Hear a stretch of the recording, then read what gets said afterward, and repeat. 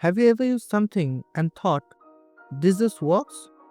No instructions, no frustration, no thinking? You didn't get lucky.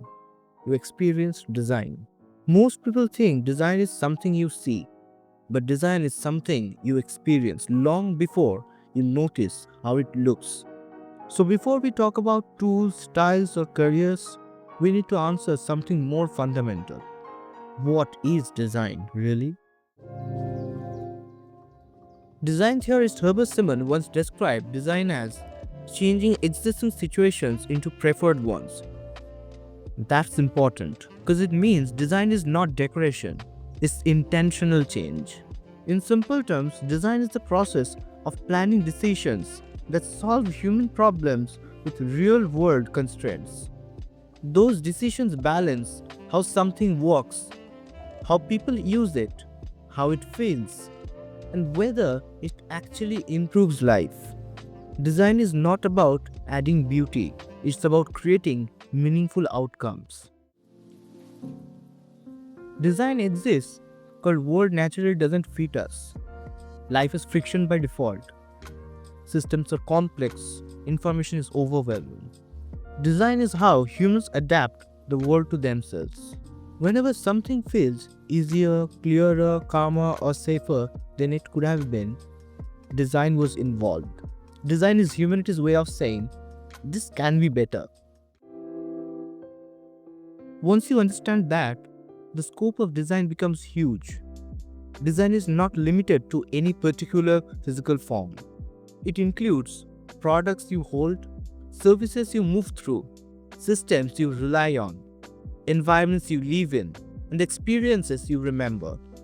Design operates at different scales, from a button on a screen, a city's transport network, to how an entire service functions. Some design is visible, most of it is structural, and the most important design is often the least noticeable. Think about public transportation maps, whether it's London, Tokyo, New York, or Delhi. The goal is the same: help millions of people navigate complex routes without thinking too hard. The map is not geographically accurate, the stations are placed unnaturally, lines bend unrealistically, and yet it works. Because design prioritizes clarity over realism. It's not art, it's problem solving. This single system combines information design, user psychology, visual hierarchy, and systems thinking. That is the scope of design.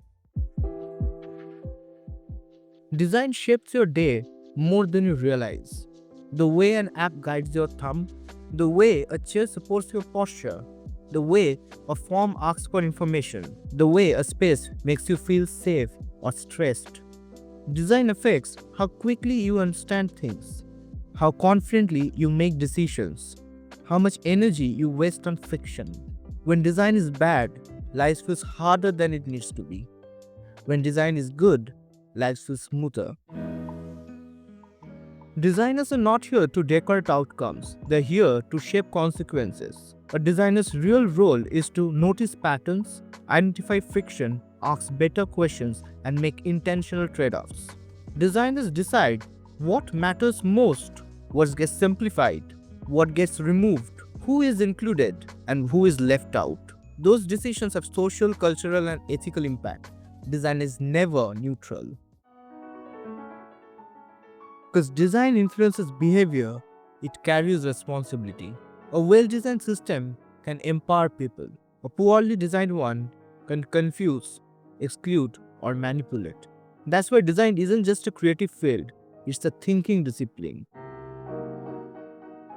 Once you see design this way, you stop asking whether something looks good. You start asking, why was this decision made? Who does it serve? What problem is this solving? And that's where the real design thinking begins.